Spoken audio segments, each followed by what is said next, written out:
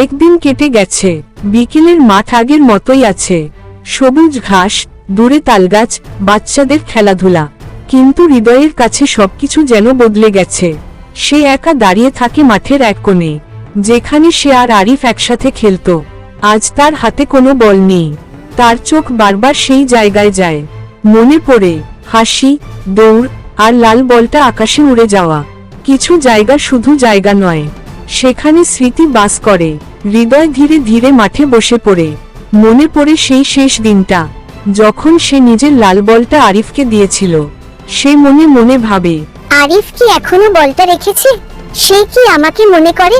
হালকা বাতাস বইছে, তালপাতা দুলছে, মনে হচ্ছে যেন বাতাসও গল্প শুনছে। স্মৃতি কখনো হারিয়ে যায় না, সময় শুধু তাকে শান্ত করে। ঠিক তখনই এক ছোট ছেলে মাঠে আসে। সে একা দাঁড়িয়ে চারদিকে তাকাচ্ছে, মনে হচ্ছে সে নতুন। কিছু বড় ছেলে তাকে নিয়ে হাসাহাসি করছে। এই, তুই খেলতে পারিস? নতুন এসেছে বুঝি? ছেলেটা চুপ করে থাকে। হৃদয় দূর থেকে সব দেখে।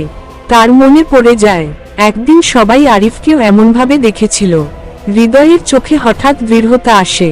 যে কষ্ট বুঝেছে, সে অন্যকে কষ্ট পেতে দেয় না। হৃদয় উঠে দাঁড়ায়। সে সেই নতুন ছেলেটার কাছে গিয়ে বলে, তুমি খেলবে?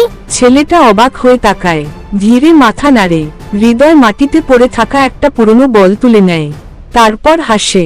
দুজন দৌড়াতে শুরু করে মাঠের ভেতর। দূরে সূর্যের আলো নরম হয়ে আসে। একটা ভালো বন্ধুত্ব আরেকটা নতুন বন্ধুত্বের জন্ম দেয়। দূরে কোথাও আরিফ নতুন গ্রামের মাঠে দাঁড়িয়ে, তার হাতে সেই লাল বল। সে বলটা আকাশে ছুড়ে দেয়। বলটা সূর্যের আলোয় চকচক করে। আরিফ আকাশের দিকে তাকিয়ে ফিসফিস করে, হৃদয়, আমি তোমাকে ভুলিনি। সত্যিকারের বন্ধুত্ব দুই জায়গায় থেকেও একসাথে বাঁচে।